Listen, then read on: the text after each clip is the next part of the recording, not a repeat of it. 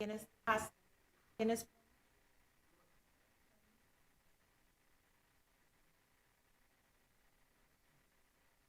Now they have.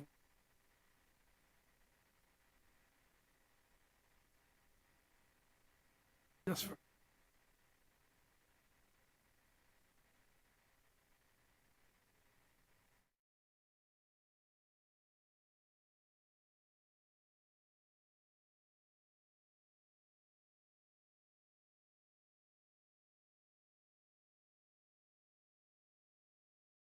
initial meeting of the Board of Education.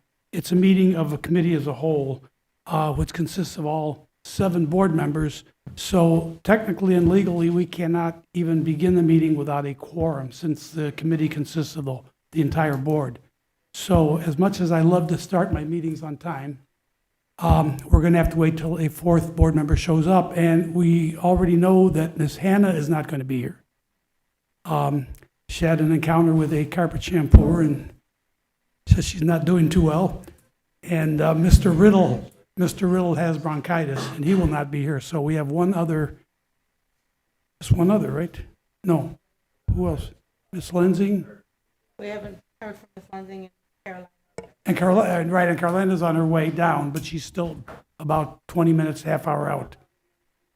So there's not a whole lot we can do until 4th board member shows up.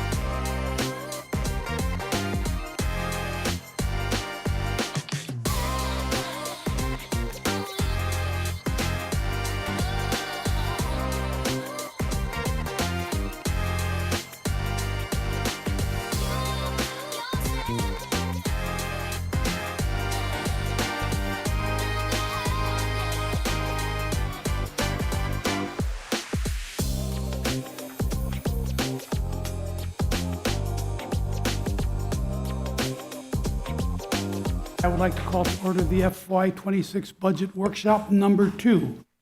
Can we have a roll call, please? Ms. Ramirez, Yes. Mr. Riddle, Mr. McBride, Here. Ms. Hannah, Ms. Lensing. Here. Ms. Fabian, President Rodriguez. Okay, is she on phone? Asking to participate by phone? Okay, present. All right, we do have a quorum, and just for the record, Ms. Hannah will not be here tonight, and Mr. Riddle will not be here tonight for reasons of health. And Ms. Fabian is asking to participate by phone, and we're going to ask for a vote to allow her to participate by phone. Can we have a motion, please? So move. Motion by Mr. McBride, Second. second by Ms. Ramirez. Roll call vote, please.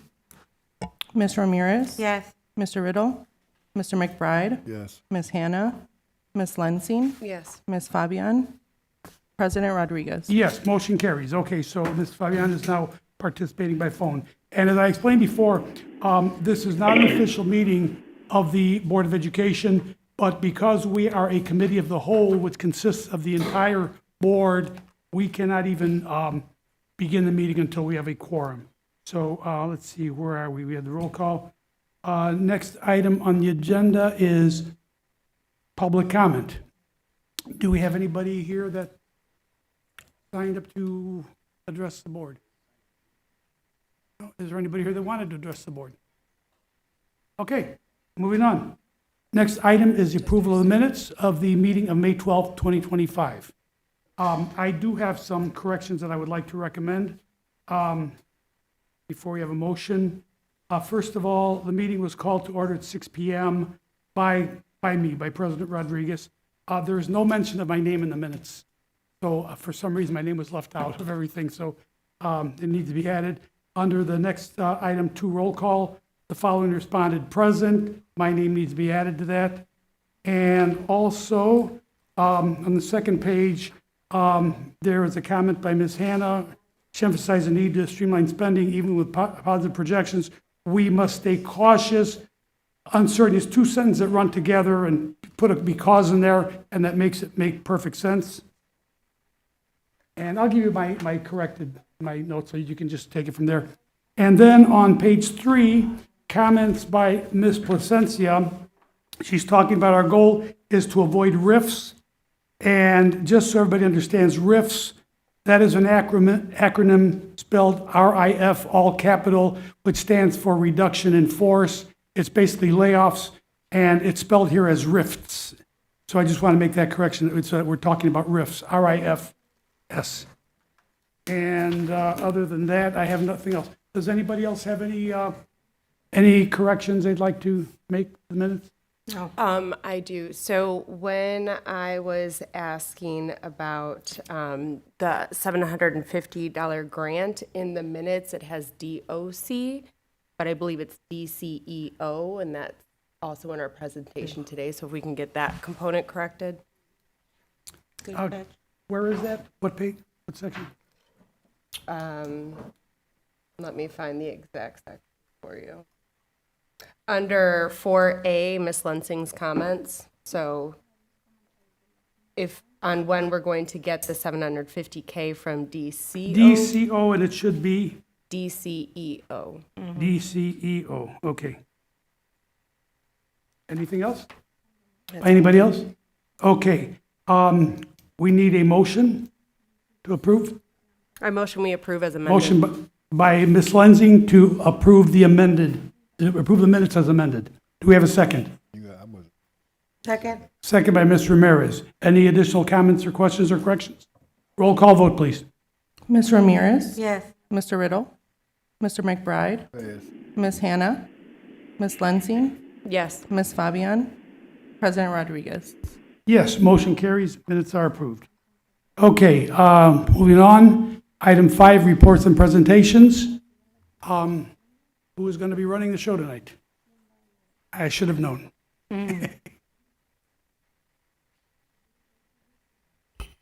Board President, board members, superintendent, community, and colleagues. This is our budget workshop number 2, and we're excited about being able to present this information to you tonight. In this presentation, the next slide, please, we included aspects of the district's Destination 2028, including the pillars and also the focus areas, because the budget as submitted is aligned with these aspects of the district's plan. And so I just give you a moment just to glance over these so you refamiliarize yourself with those. Ms. Polk, can we just take a minute? I understand there is a community member here that wanted to address the board.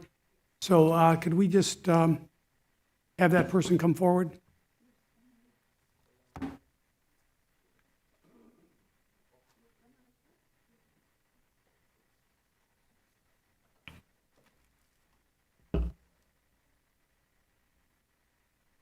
And please state your name. Hello, Superintendent, President of the Board, and members of the board, as well as community members. My name is Max Granda. I am an incoming sophomore at Waukegan High School, Brookside campus. I'm here to talk about the administration of the Waukegan schools and how they are discouraging students from taking academic rigorous classes in high school. At the end of 8th grade, I wasn't recommended to take the class of AP Human Geography. My counselor told my mom that she had to sign a paper saying that if I want to take the class, I wouldn't be able to get out of it. And I took the class and I ended with an A in second semester, and I learned a lot with the class. Even though I was not the person in the school that the school thought should take the class, I was clearly capable, shown based on the grade and how much I learned from this course. Multiple of my peers were called and asked if they really wanted to take the class during the summer of our transition to freshman year. One of my classmates in specific was called. They were asked if they wanted to take the class, and if they did, they told them that if they got a bad grade, their GPA would drop. This scared the student into not taking the class. The student was definitely capable of taking the class, as they were a straight A student with a good pre-SAT score. Personally, I don't know why someone would ask them if they wanted to take the class to discourage them from taking it. This class would not only benefit the student with academic rigor on their college resume, but would also give her college credit with the AP exam.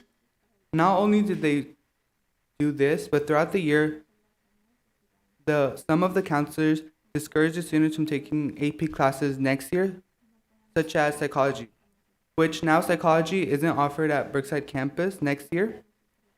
The counselors told them that the class, not to take the class and to take a different one that was easier. This behavior is stopping students from trying out classes that would interest them and prepare them for college level challenges. Thank you. Thank you very much for your comments. Was there somebody else? Superintendent, I assume we're going to have someone look into that? Okay, thank you. Yeah. Just to make it known. Thank you.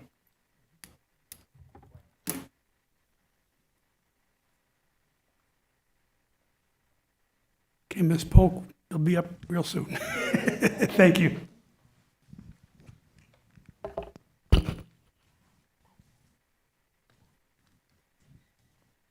Buenas tardes, superintendente, buenas tardes a todos. Good evening, Superintendent. Good evening, everyone. Sí quiero reafirmar lo que me dijo mi estudiante. Creo que deberíamos de creer en los estudiantes en Waukegan High School.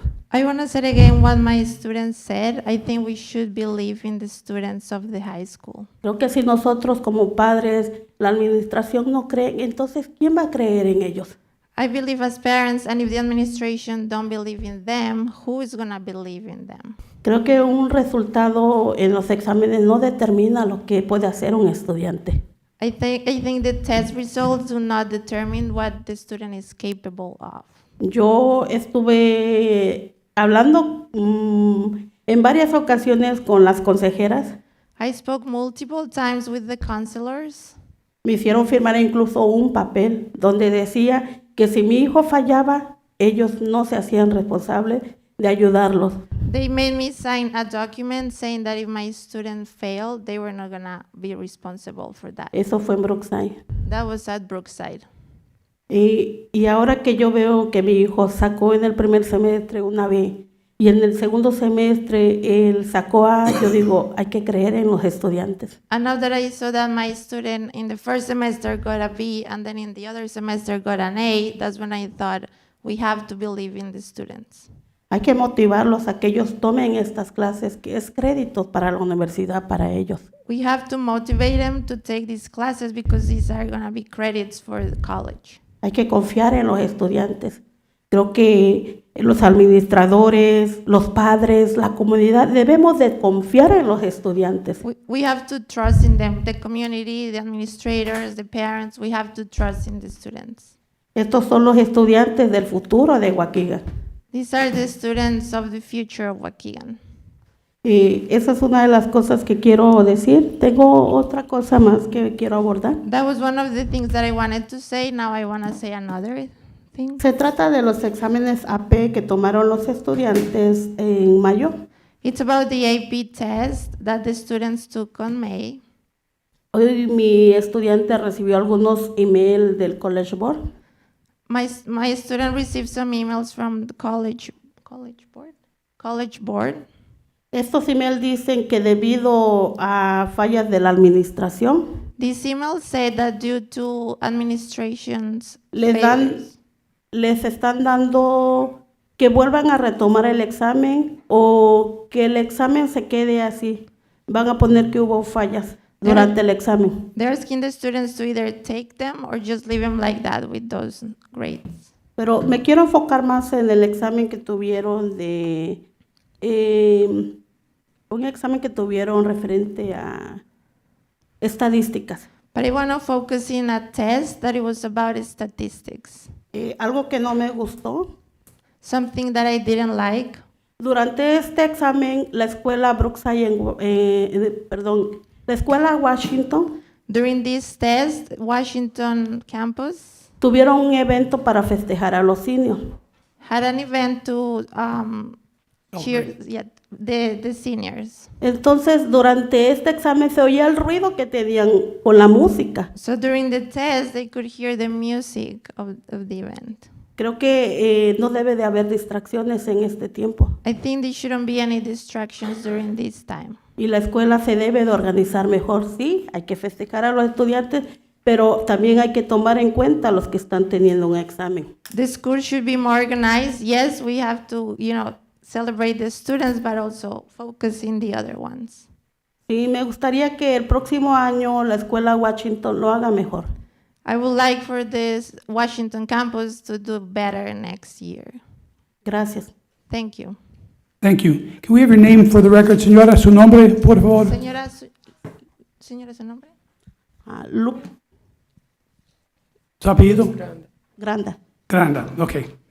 Ya sabemos, pero es para el record. Okay. Ms. Polk, you have the floor. Our undivided attention.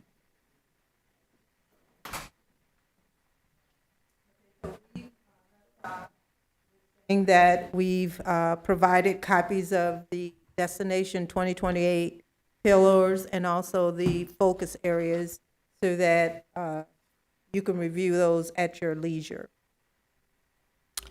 Because the budget that we're presenting tonight and what we presented on the 12th of May aligns with that philosophy. We've also provided to you tonight, if you would move forward to the budget philosophy, that I am going to read because that's what we believe. Move forward. Forward, forward, right there. We believe that the budget is a creation of a budget development framework that supports a democratic plan of appropriate funding for the implementation of educational programs so that students may develop and learn from quality experiences based on educationally sound and fiscally prudent planning. As you all know, the district conducts a budget development committee meeting, which incorporates the opinions of the community, students, administrators, and families. We ensure that the district maintains a solid financial base that meets the responsibility of preparing our students for an increasingly competitive society. That is indicative of aspects of the Destination 2028, and it has been the goal of the superintendent as well as the administration to ensure that we're fiscally sound. The fourth thing is use a budget philosophy that is macro-focused rather than micro-focused, as much more refined will be required and implemented in the future through the rigorous strategic budget development process. That's prioritization. We've spoken about that time and time again, and the board has lauded that process. And finally, ensure that solvency, compliance, transparency, inclusivity, equity-based and needs-based strategies are emphasized throughout the budget process and post-budget adoption. That's basically the philosophy that's also included in the Destination 2028. And we want to assure you that the budget is constantly reviewed and refined to align with the priorities of the district. Next slide.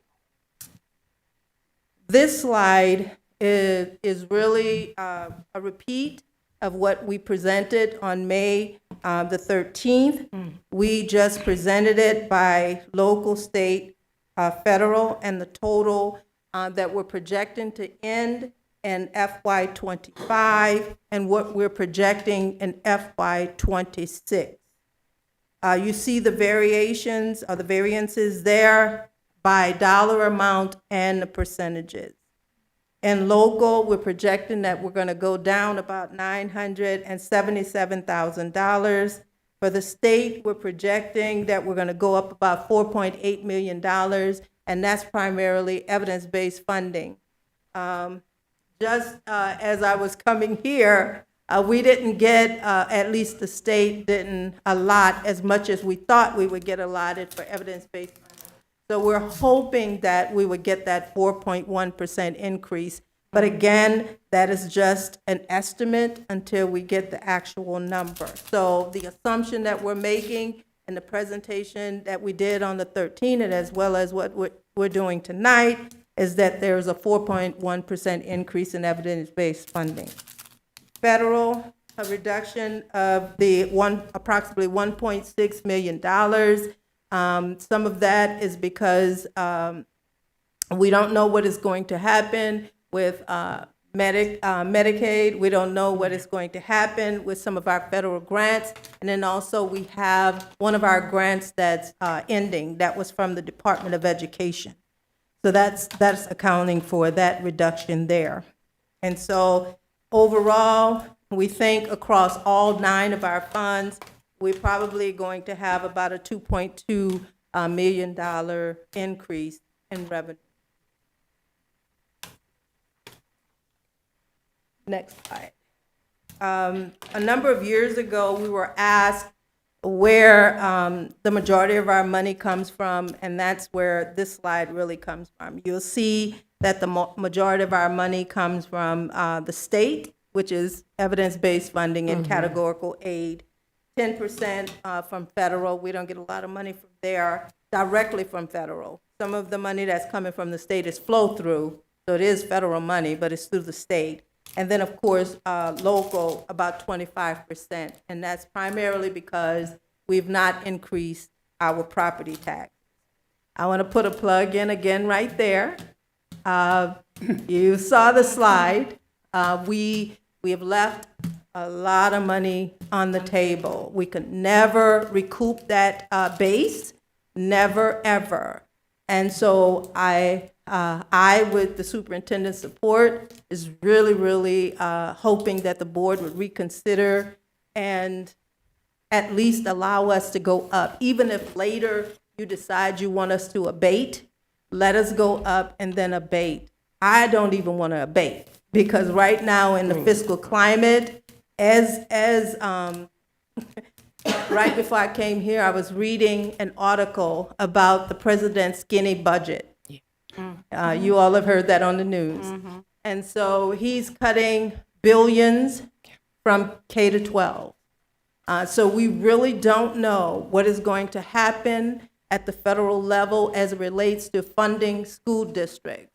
One of the questions that I asked when I was on the call with the advocacy group is, what does that mean for us in FY26? I said that it's unfair for a school district to plan, move forward, and then the rug be pulled from under them. And so at this present time, we're moving very cautiously because we do not know what is going to happen with our federal and state money. Any questions so far? Oh, I got some. Can you help me and the community understand why we're projecting the local funds to go down by nearly $1 million? In the local funds, let me go back there. When our property taxes are level, we're also looking at like transportation reimbursements. We normally put that in our local area. And according to the budget that I read and what I was projecting is that local, regular transportation and also special ed transportation is going down. So I made some assumptions there. Okay. I've said this over the many years that I've been here, that we really, really take a low-level approach in budgeting, because at this time, we don't know what is going to happen. We don't know what our allocations are in terms of grants. We don't know what evidence-based funding is going to be. We're just estimating. Yeah. And so that would account for a reduction there. Maybe it's not, but right now, that's really, really the best approach. Yeah, I'd rather be more conservative. Very. Right. Very When we're much so. not conservative in other areas, but this, I understand. Yeah. And then with regard to the state, because that is the heavy lift of where our funds are coming from, and you had highlighted the flow through, and with the skinny budget that Yes. the president is proposing, Yes. my fear is that we could see that drastically decrease. And I just want to confirm that when you say you're closely monitoring, you're looking at that as well, and that there is potential very transparently that state allocation, because of the federal changes, could also go down, not because of Illinois, but because of the federal government. That is a possibility. Yeah. And so I meet with the superintendent, the deputies, and the superintendent and I meet, and we discuss the budget and what we found out regarding what's happening at the federal level and the state level. And we're all aware of it, and we constantly say this. We use this phrase: we're poised to pivot. Yep. Okay. Because it is not our desire to deficit spend. Okay. So next slide. Next slide. Yes. So in every budget, of course, there are assumptions because we don't know, right? So we have to move forward in creating a budget. And so we're assuming that staffing levels will remain somewhat stable. We're assuming that healthcare costs will remain somewhat stable, no major increases in that. We're looking at tort and workers' comp claims, that they're not going to exceed what we've done in the current year. We're looking at CPPRT. We've spoken about that over the last few years. We've gone from $22 million down to $9 million. And so there's uncertainty there, but the assumption that we've used in this budget is that there's not going to be a significant reduction in 26. The next one. That we're going to at least keep the taxes level. We're not going to go down, but that is not our hope. Our hope is that the board would allow us to go up to the max. Again, Because yes. the board did allow max, what type of money we talking? What would that represent? The average amount that we've been losing is about $1 million. And that's compounded. We could never get that back. So moving forward, we would probably gain about $1 million. But Ms. Polk, to confirm, right, compounded over the years that we've been level, I believe you stated before that it's been a total of 35 million that we've lost in this period. And never get it back. Well, and never get it back. Yes. And for me, I think the thing is that we just need to show the community some level of assurance that we're going to be accountable with those funds. I think the community is like, if you're getting our kids what they need and they're making the progress, we don't mind investing in our kids. That's the message that I'm hearing. Yes, I think that the administration has been forthright in showing pictures of capital improvements that we've had. We've done $80 million of capital improvements without even going out for a bond. We just recently went out for one.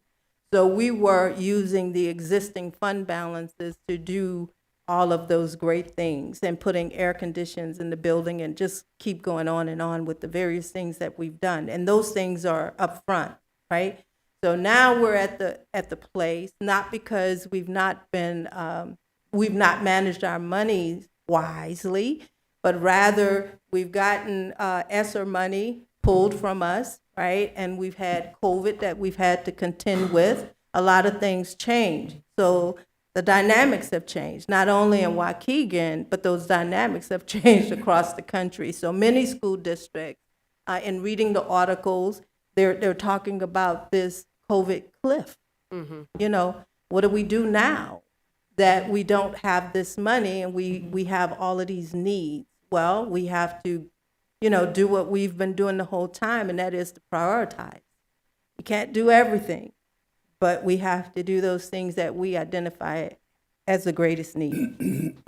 So, and also that TRF's IMRF transfer, I kind of read something about that. That was good news, that they're not going to do that, but the assumption in here that they were not going to do, I was very happy about that. Because had they done that, that would have been millions that the district would have had to absorb. And then, of course, we're always looking at the 6% penalty for those individuals who retire. And in the last 4 or 5 years, if they get over that 6%, there is a huge penalty for us. So we're monitoring that as well. Ms. Loosa is reviewing that and sending reports out.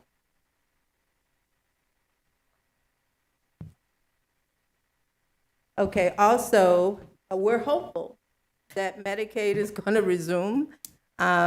We did put in our revenue projections for 26, that $2 million that Dr. B forwarded us, that's possibly from 22, 23. So we're hopeful that we're going to get that money, but we don't know.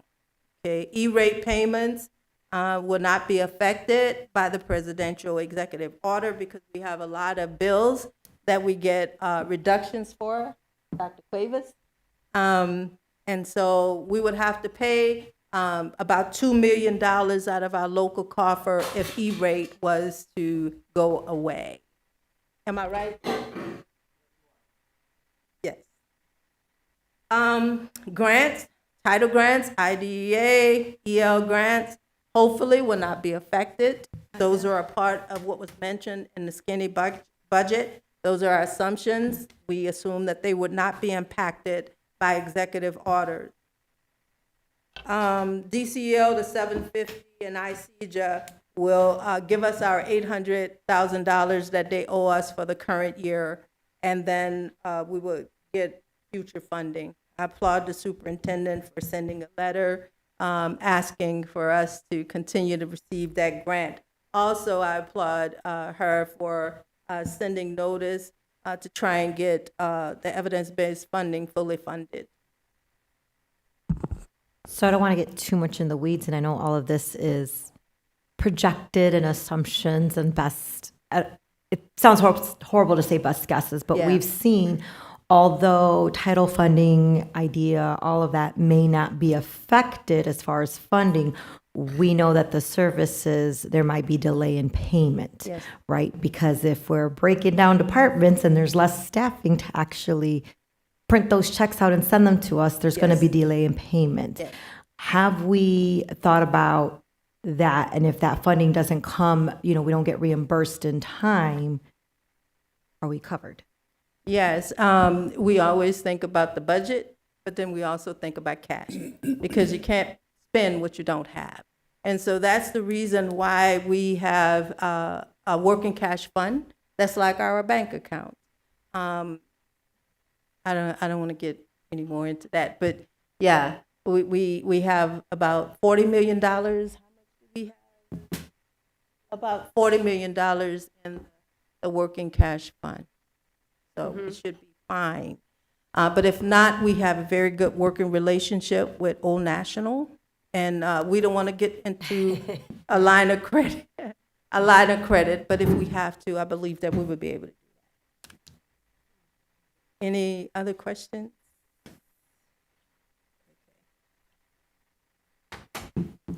Summary of fund balances and the change.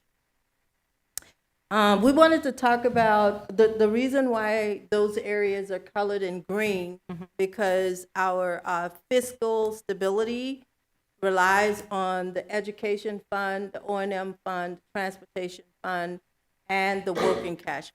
And so that's why we wanted to highlight those to show the importance of those funds. This is what we're projecting that we're going to end FY25 with. 58 million in the ed fund, 9.6 million in O&M, 6 million in transportation, and the $41 million in working cash. You will note that there is a deficit in Fund 60 of $12 million, but again, remember the bond. We had the $30 million bond, of which we have a balance of approximately $18 million. That money is sitting in the working cash fund, that $41 million, okay? But also within that 11.9 or $12 million, we had a historical deficit of $4.6 million, which is masked in that number. And that predates me, right? So that's sitting in Fund 60. Fund 80, we've had a historical deficit in the TART fund since we did the risk management plan. If you remember some years ago, I think you were the president at that time when we got the risk management plan approved. Yes. We had money that was sitting in the TART fund that we couldn't do anything with. Yet we had cost that was eligible to go into the TART fund. The TART fund is a very complex fund, and you can't just spend money out of that fund for anything, right? So it has to be mitigation of risk. And so we got to approve the risk management plan, and then we were able to spend the money that's in that fund. And so we never levy enough taxes to cover the cost that's in that fund. But we often transfer money from the education fund or from general state, I call it general state aid, or evidence-based funding to cover that. So I just wanted to show you that, okay? But all in all, we believe that we're going to end the year with $113.5 million. Less than what we've had in recent years, because we've had upwards of 118, 120, right? So this is less. But Mr. Rodriguez, you get a test. We used to end with 30 million across all of the funds. We're not Yes. at 30 million. We're at 113. Any questions so far? Okay, so the next slide, I wanted to include this slide, and this is where we're monitoring. We are monitoring expenditures that are in the current year. But I needed to go ahead and include this slide in the presentation. okay? So you will notice that the ending fund balance in the education fund, Fund 10, is at 24, okay? And 8 and 20, 3.5 and 40, and again, you don't spend anything out of the working cash fund, you just loan out of it, right? So it's always gonna be at the amount that it should be. So the reason why that number went down as low as it did is because when we budget, we have to assume that everything that we're budgeting, we're going to spend. But the reason why this number is much lower is if you look at the beginning fund balance, every requisition that is in the system, we assume we're going to pay. Is, do we really believe that that is going to happen? No, because one, we're monitoring it. So hopefully make sure we don't.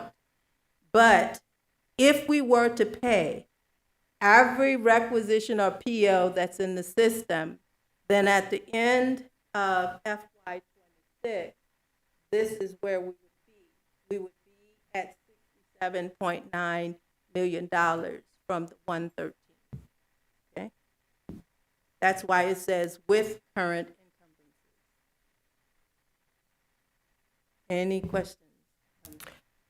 Yeah, I just, excuse me, can you help me understand why we wouldn't pay every PO in the system? Just to make sure that's really clear. Because we've not gotten all of the goods or we've not received all of the services. And so we have to assume that if we have not gotten those, if we've not paid those, we made assumptions. And that's what's going to be in the next slide. But if we were to receive all of the services, if we were to receive all of the goods, this is where we would be. But we're assessing all of those. We're sending reports out to everyone to review them and make sure that they're still needed. And we're going to make appropriate adjustments. But I needed to show you what it would be if they were paid. We do not believe that to be the case. It has never really been the case. But that is the worst case scenario. If you remember back then, we used to give you 3 scenarios. We would give you worst case, probable, unlikely. We would give you 3. We kind of moved away from that, but I'm kind of giving you that now, Yeah. right? It's to ask for everything, and then at the end of the year, you may not use it all or need it all. So then kind of just hand it back within building level. So I understand that, right? But even with that projection, that's a big chunk of change out of the fund. Okay. Right. So like everything that's been requested, that's, we're looking at $34 million that's been requested. And looking at the expenditures on the next slide, okay, we bump it up to 31, so a difference of 7. But that's like half of what's in there. So I guess my question is, were those things truly needed to be asked for? Especially if at the end, like we're in this process now and we're asking, like, do we really need those? Like, to me, that should have been a question on the forefront. Unless I'm misunderstanding, so feel free to. No, you're right. And so one thing that we consistently reiterate with our principals and all departments is to ask for what you really need. If we have to supplant more, we will do that. And I'm just going to speak from the principal lens of being a principal previously. And I just know even with our budgets, you always feel there may not be that extra boost of money later. So you ask for everything at the beginning.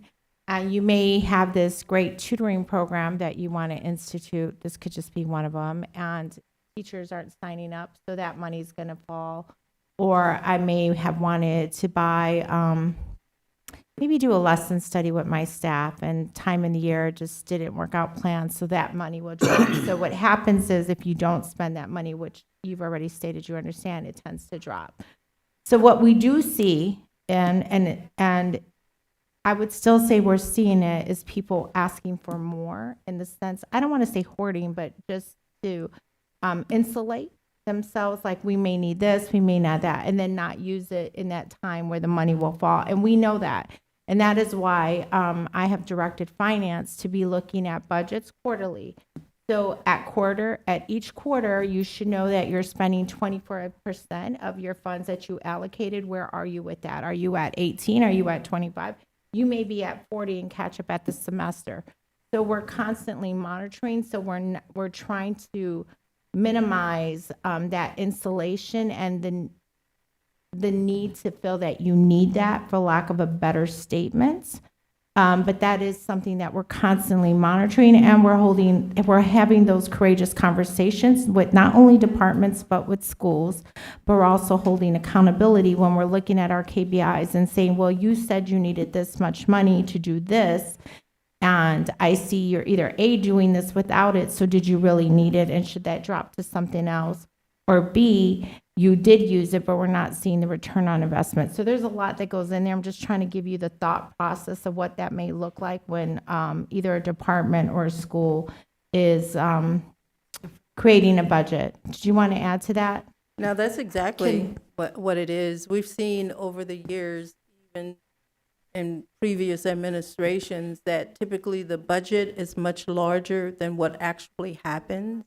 So throughout the year, there are conversations about return on investments and progress monitoring to ensure that the money is going to the right place, the right priorities, the adjusted needs, because the plan is a living document. I mean, things change within the schools and within the district as a whole. And so you have to make shifts, right? So sometimes, and I won't say sometimes, it has been historically. That's how we got the fund balance that we have. Mm-hmm.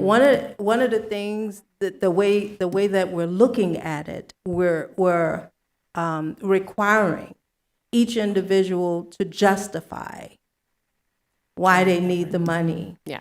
And the budgets that we're providing to you is a comprehensive list of all of the things that's been requested.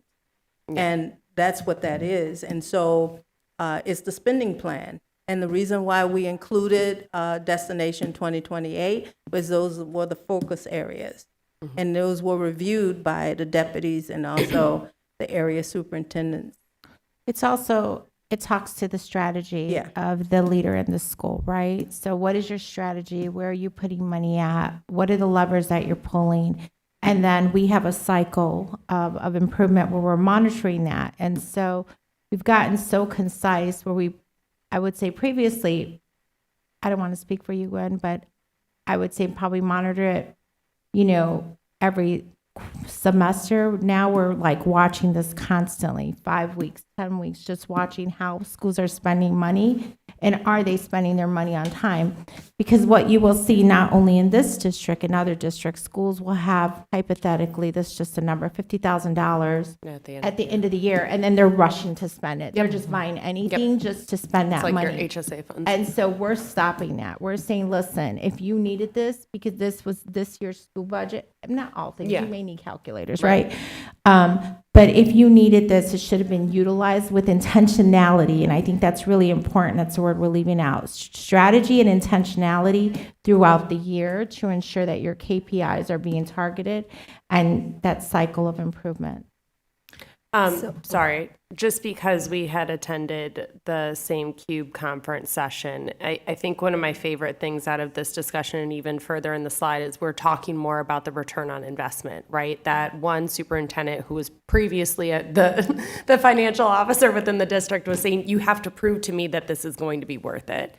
And I think the fact that we have a reading curriculum that we are tied to for 5 years, we're committed, we're not constantly changing curriculums, that's going to also reduce cost. So I think that's just something that I want to make sure is clear for the entire board as we look to approve different things, especially when it comes to programming and curriculum within the district, to make sure that one, we're using everything we have to the maximum potential, and then two, we're not duplicating, and three, it's giving us the intended results, and if not, to your point, we need to pivot.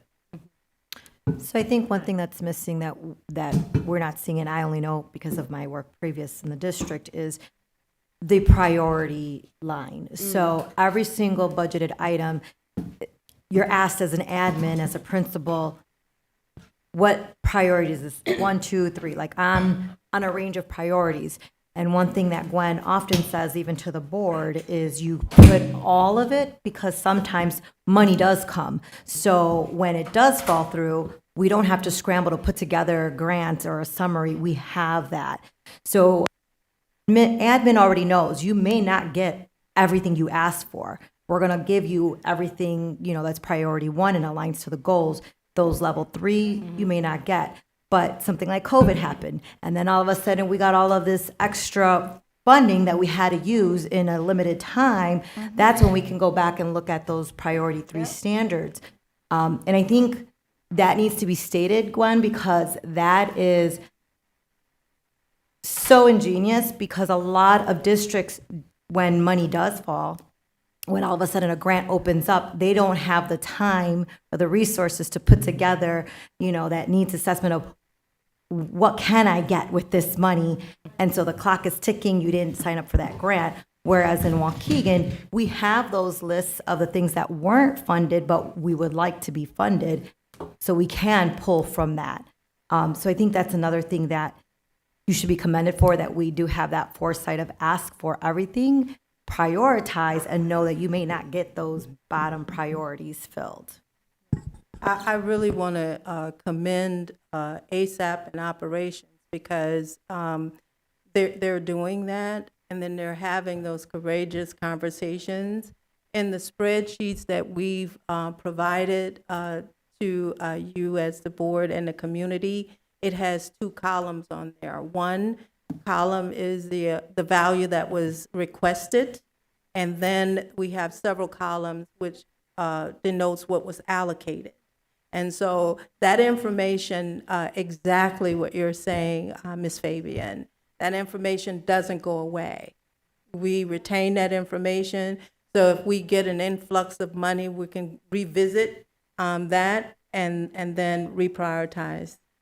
Yeah, so we used to do that very often in operations. We still do. And we would draw that line, funded and unfunded, so that the public would be aware, as well as obviously the superintendent and Board of Education, what we could pay for and what we couldn't. And that's sort of kind of what we do in our own personal life. We can't pay for everything, but those are still needs. And we want to keep that in our back pocket in the event that we get additional money. So we're doing that. And I really commend the administration for working hard on that, because it's very difficult when you have a lot of needs. We're a tier 1 district. Yeah. We're a tier 1 district, and we don't get the millions that we're supposed to get. But we're expected to, perform exceptionally. So, any other questions? So thank you for that.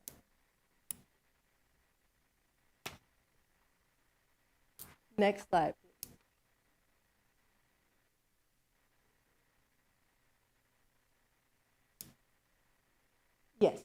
Yes, thank you. So what are the funding considerations? That kind of speaks to what you were talking about, those things that we know that we have to do. Continued need for social and emotional supports, the wraparound services, even though we don't know whether we're going to get that $800,000, it is a priority for the superintendent, so it is a consideration that we have, that even if we don't get the money, we have to pay for it. Unknowns, we don't know what's happening at the state level or the federal level. We really don't know right now. We don't know at this present time what the board is going to have us do with property taxes. And then, of course, we're beginning to discuss, Mr. Moulton is spearheading the WIPS negotiations, so we don't know what is going to happen with that. So assumptions were made, and those are budgetary considerations.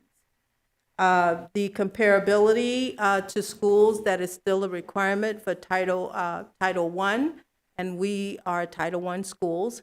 And so regardless of what need exists in one school, or needs exist in a school, we have to give them equitable funding based upon their size, whether that school needs it or not.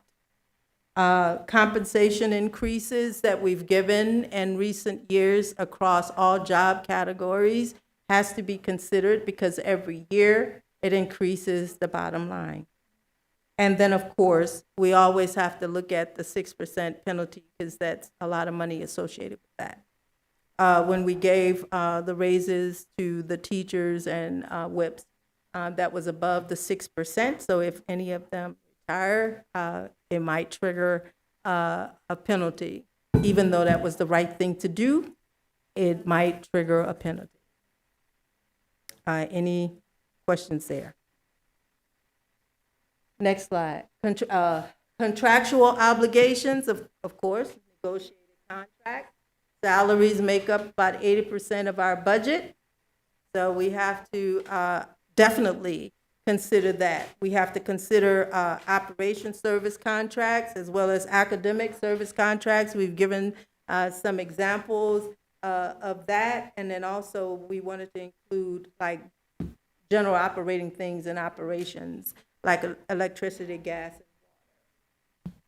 Those are huge costs, and so we have to consider those things. This next slide, let's look at this very closely. We see the teachers in '24, we negotiated a 20% increase. That's admirable. Oftentimes when I talk to my colleagues, they're like, you did what? Yes, we gave a 20.22% increase to the teachers. And then in 25 and 26, that contract is up at the end of 27. And so it's 3 and 4, right? So professional support staff, you'll see 5 and 5, and then is negotiated here in the current year. Service employees, 5 and 4, they have a Me Too clause with non-union personnel as well as cafeteria. You'll see what the psychs are across. They're through and at the end of next year. The paraprofessionals, they had step increases as indicated here, and they're sunset at the end of next year. And the non-union, that is to be determined. That group does not have a negotiated contract, and typically annually a request is submitted by the superintendent for that group of employees.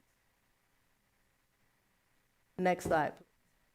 So we wanted to give you, again, the detailed listing of contracts for ASAP and the detailed listing of contracts for operations and support services. You'll see the associated values there and the total contractual obligations as requested from the 2 divisions is $45.3 million.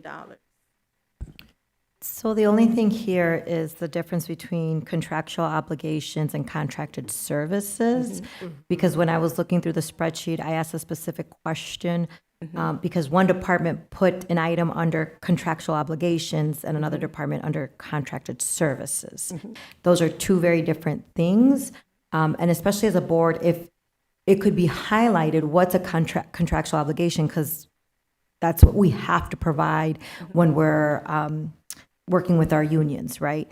Versus contracted services and we're going out and bidding out and asking for somebody to provide a service. So if we can all be on the same page with the vocabulary and somehow denote when we do our budgeting, we do what kind of priorities, right? High, medium, low. But we also have another checkbox. Is this mandated? Is this contractual? So then we know that, like, don't even bother looking at that line item because you can't touch it. You got to do it. Right. And then, everything else is like, you can get into the weeds with. Yes, I get it. So let me kind of explain what we do. And that's intentional because you could definitely have some contractual services that are a part of a goal. And so what we request is that if it is a part of a goal, you do not include it on that contract page because it would be a duplicate, right? So we want to align all of the costs with every initiative, or new initiative or old initiative. And so that's where that cost is on the goal sheet. Then on the contract sheet, those are contracts that are cyclical, that are not linked to a specific initiative, but it's something that we have signed and have an agreement for.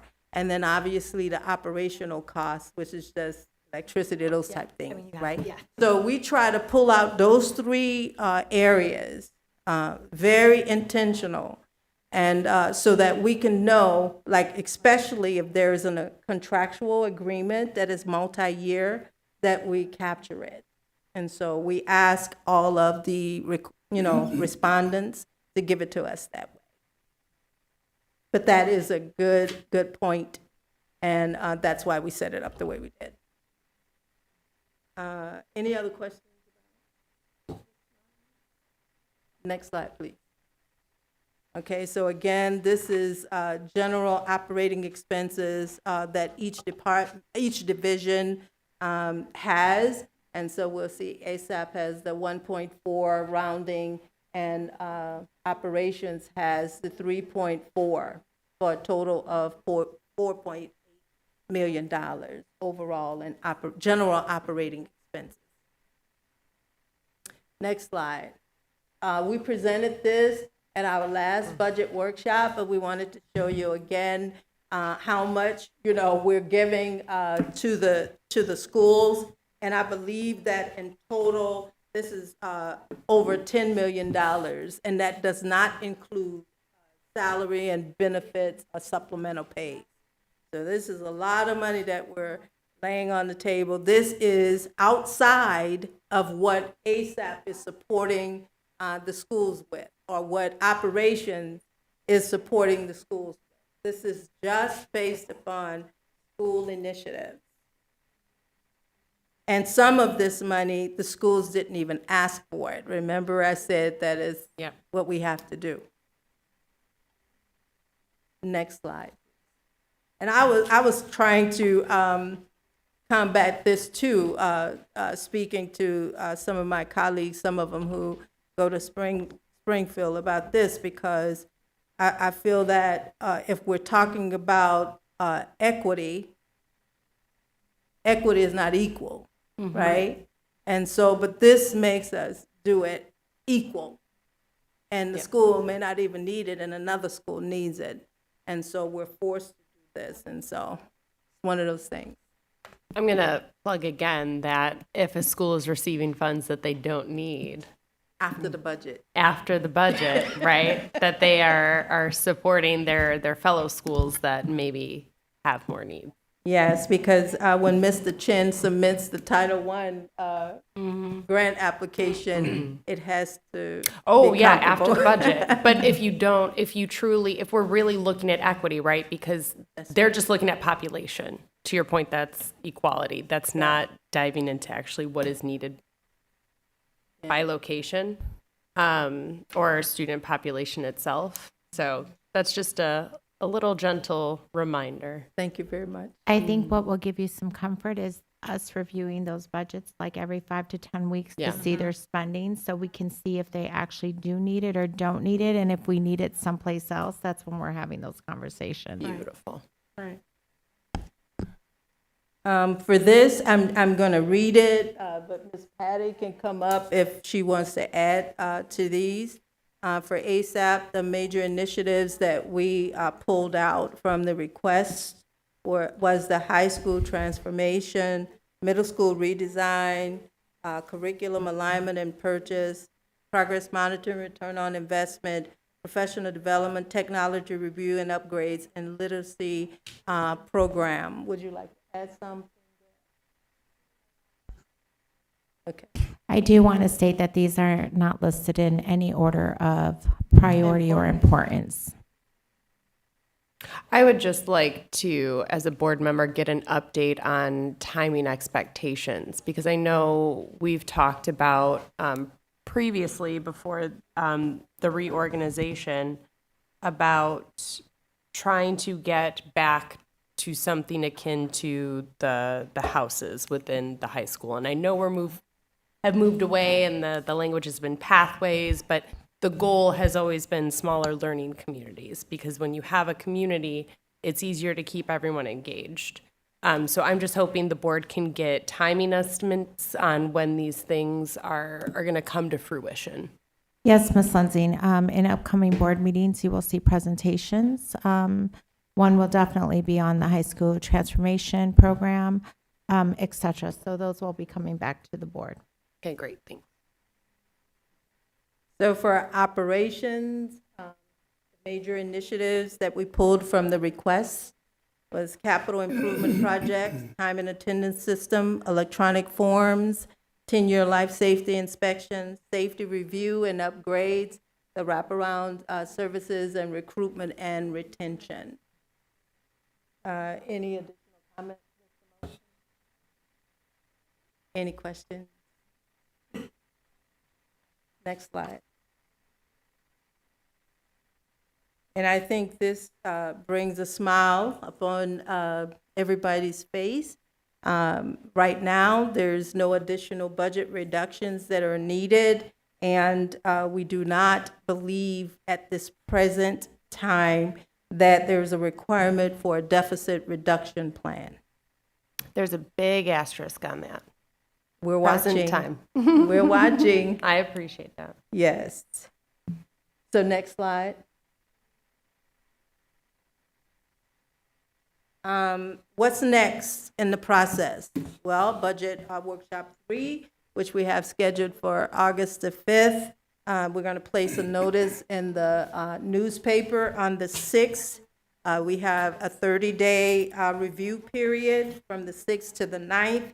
Then the hearing and adoption of the proposed budget, barring any changes, is September the 9th.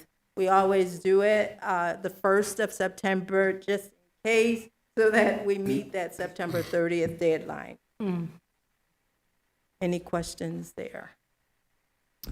Just real quick, so it's clear for the community, because our fiscal year ends June 30th and begins July 1st. And so we're adopting the budget after the actual fiscal year begins. So how does that impact the work that you guys are doing? Especially seeing that we have to have everything ready before these kids come in mid-August. Yes. So one of the things that from my former military life, we when I was working in finance, right? We had to do continuing resolutions. The federal government does it all the time, and so we brought that here. We've brought to the board over the years a continuing resolution authority. It would be no new starts, existing contracts, so that you would know what we have to continue to pay until you really approve the budget, right? And so you should be getting that really soon. We also included, the next slide, we also included something else that I bring to the board, and I have to get this done, and that is resolution authorizing me to be able to transfer funds. That speaks to what you were saying, Ms. Fabian, about having the ability to pay bills, right? So we have to use money out of the working cash fund to pay the bills, and so you're giving me the authority to be able to transfer that money to pay the bill. Without this, I don't have authority to do it. So this is going to come to the board for approval, hopefully. Are there any questions regarding the budget? I have one final question. So in the proposed budget assumptions, I don't know if we want to jump to it, but it's slide 9. We have the staffing levels will remain stable.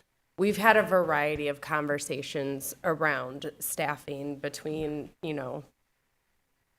going international to get support so that we actually have employees instead of contracted services, et cetera.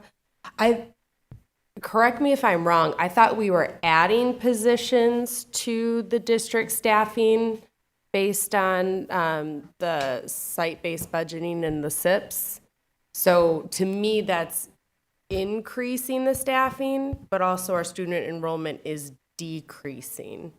So I think Ms. Hannah had asked about it during our last budget meeting, but I don't recall the answer. And she also asked me to raise that question tonight. Oh, okay. Right. So I was prepared to do that. Yeah. Ms. Hannah had the question, why are we talking about adding more employees if the student enrollment has declined? Okay, She said she would be watching tonight, so she's tuned in. Oh, okay. So when we're doing the budget and we're projecting the salaries, we're using filled position, right? We're not using vacant positions, we're using filled positions. Okay. And we're asking that any vacancy that currently exists, that they would request those positions, right? So they may have had a substitute that was in there. I'm not capturing subs. I'm only capturing full-time positions. I'm not capturing the supplemental pays. So you'll see that we're asking all of that stuff that was done the previous year, if it's not a full-time position, that they resubmit it so that it could be assessed and evaluated and prioritized.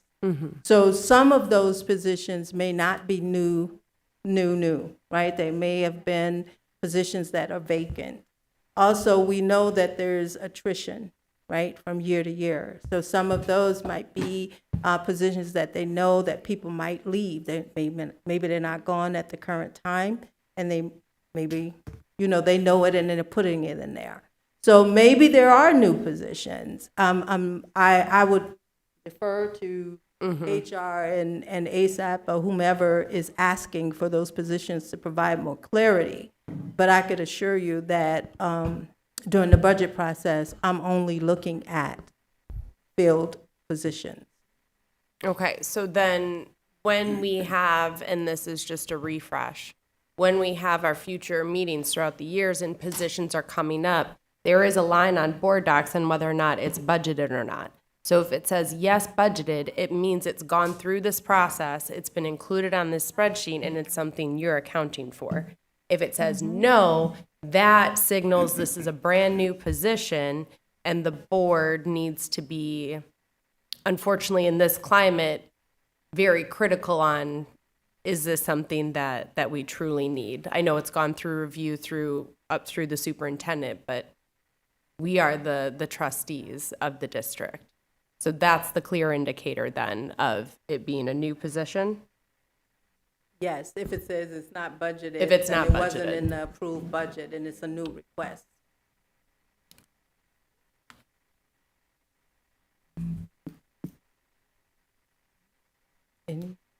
Any other questions? That's all we have for you tonight. Thank you very much. Okay, thank you. Just want to ask if anybody, Mr. Booth, I'll just get into that. And ask if anybody in the audience wanted to ask questions or make comments. I'd like to just compliment Gwen and her staff on the presentation and the information, very detailed. I'd like to kind of piggyback on what Ms. Lensing and Ms. Hannah were talking about, the enrollment. It would be nice if we had some comparisons, say, over the last 5 years, what enrollment has been. Because looking at what's projected, it's under 14,000. Yeah, like around 13. It's 13.6 if you add them all up, what's projected. And I really think you need to compare, you're getting increased money from the state, but how many students are we servicing? And are there areas that we need to look at as far as some scaling back on some services if need be? Because I agree, you don't know what's going to happen in Washington. And those fund balances may come in handy when you think that they were going to fund something, or it's going to take 6 months of fighting and legal fees to get what's due. So that those fund balances are going to be necessary. But Thank you, Mr. Vufich. Anybody else? Okay, I just want to say, we are very, very fortunate to have Ms. Polk and her Yes. very competent, qualified, dedicated financial staff, making sure that the district is safe. I always tell Ms. Polk when she walks in the room, I say, now that I see you, now I feel safe. I've been telling you that for years, haven't I? And we really are very fortunate to have them working for us. They always do an outstanding job. So thank you. Thank you very much on behalf of the Board of Education. I also wanted to add into the record that, and I should have said earlier, that Ms. Fabian came into the meeting at 6:16. So just you can note that for the record. And is there anything else that anybody wanted to add? Okay, I'd like to ask for a motion to adjourn. So moved. Second. Motion by Ms. Lenzing, second by Ms. Fabian. All in favor? Aye. Aye. Opposed? Motion carries. Meeting is adjourned at 7:15 PM.